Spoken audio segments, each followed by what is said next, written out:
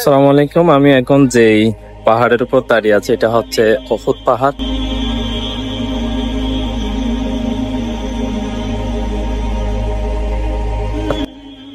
তো উহুদ পাহাড়ের ইতিহাস হচ্ছে এই উহুদ পাহাড়কে নিয়ে একটা যুদ্ধ হয়েছিল, 70 জন সাহাবা শহীদ হয়েছিল, আর সাথে শহীদ হয়েছিল রাসূল পাক সাল্লাল্লাহু আলাইহি ওয়াসাল্লামের চাচা। এখানে 70 জন সাহাবীদের এখানে কবরস্থান রয়েছে, আপনাদেরকে করে দেখাবো। অনেক মানুষ এখানে পরিদর্শন করতে আসছে। এখানে উহুদের যুদ্ধ হয়েছিল, ইসলামের 2 নম্বর যুদ্ধ।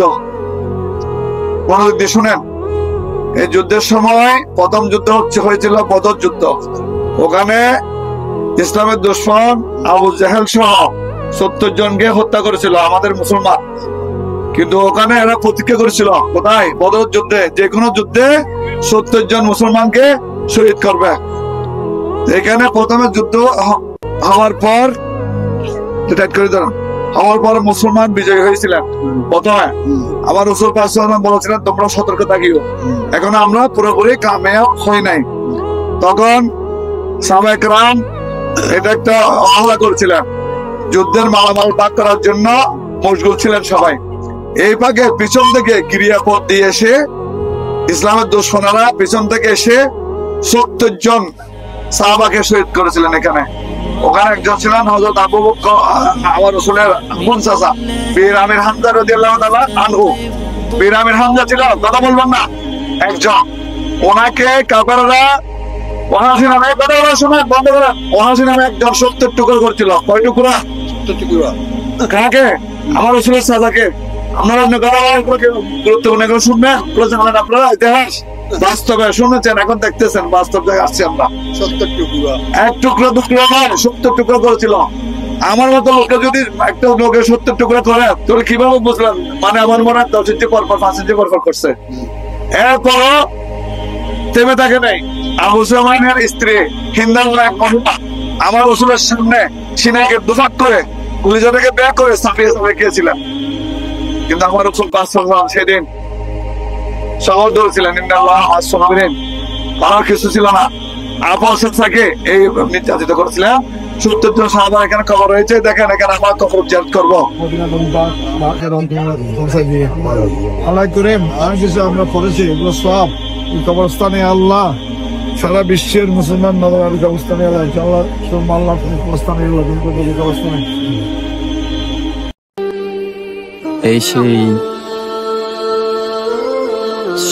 70 জন সাহাবীদের এই সেই কবরস্থান, যেখানে শায়িত আছেন 70 জন সাহাবায়ে কেরাম। লক্ষ লক্ষ মানুষ সেখানে প্রতিদিন তাদের জন্য দোয়া করে মন ভরে। এখান থেকে একজন ছিল হামজা রাদিয়াল্লাহু তাআলা আনহু, শহীদ হয়েছিলেন। ওনাকে আগের দিন আসর সময় আমার রাসূল সাল্লাল্লাহু খেজুর খেয়ে বিয়ে করেছিলেন। হামজা রাদিয়াল্লাহু তাআলা আনহুর কে বিয়ে করেছিলেন কে? আমার রাসূল। আমরা ডিস্টার্ব করতেছেন, চুপ থাকেন। হামজা রাদিয়াল্লাহু তাআলাকে আমার রাসূল আসর সময় খেজুর খেয়ে বিয়ে করেছিলেন। রাত্রে যখন উহুদের যুদ্ধ শুরু হয়েছে, থাকলেন না, বিবির সাথে প্রথম দেখা। বিবিকে বলছে, বিবি, আমি আর আপনার সাথে সময় দিতে পারতেছি না, আমি চলে যাচ্ছি। ইসলামিক যুদ্ধ শুরু হয়ে গেছে, কিন্তু আমি যদি বেঁচে থাকি আপনার সাথে দেখা হবে, অথবা দেখা হবে জান্নাতে। কোথাও? কাকে বলছে? বিবিকে। বিয়ে হওয়ার পর প্রথম দেখা, আমরা আসবো আমরা আসবো না, কিন্তু চলে আসছে। এগুলো শুনবেন মনোযোগ দিয়ে, অন্য কথা বলিয়েন না। উনি শহীদ করলেন এখানে। কে? হামজা রাদিয়াল্লাহু তাআলা আনহু। তখন ওনার বিবি আসলেন রাসূলের কাছে, ইয়া রাসূলুল্লাহ, আমার স্ত্রী আমাকে চিনছেন? আমি আপনাকে চিনি নাই। দেখেন হাতে মেহেন্দি। গতকাল বিকালে আসরের সময় আপনি হামজার সাথে আমাকে বিয়ে করেছিলেন, কিন্তু দুঃখের বিষয় উহুদের যুদ্ধ যখন শুরু হয়েছে উনি আর থাকলেন না, কিন্তু উনি চলে আসলেন। আমাকে বললেন ওনার ফরজ গোসল হয়েছে, উনি ফরজ গোসল করতে পারেন নাই, ওনাকে গোসল দেওয়া হোক। তখন আমার ওনার লাশ খুঁজলেন, খোঁজার পরে ওনার লাশ পেলেন না। তখন জিবরাইল আমিন আসলেন, এসে বললেন, ইয়া রাসূলুল্লাহ, আমাকে আসমানের উপরে তুলে ফেরেশতারা গোসল দেওয়া হচ্ছে। তখন কিছুক্ষণ বড় লাশ পাওয়া গেল, দেখে যে তরু তাজা পানি জমজম করে পানি দিয়ে ওনাকে গোসল দেওয়া হচ্ছে। এই উহুদের যুদ্ধ, উহুদের পাহাড়। আরেকটা এখানে উহুদের যুদ্ধের মধ্যে আমার রাসূলের দন্দ মোবারক শহীদ হয়েছেন, মনে আছে? শুনছেন কোথায়? এই উহুদের যুদ্ধে। কিন্তু আমার রাসূলের একজন প্রাণ প্রিয় মহব্বত সাহাবা হযরত ওয়াস কুরুনির নাম শুনতেন?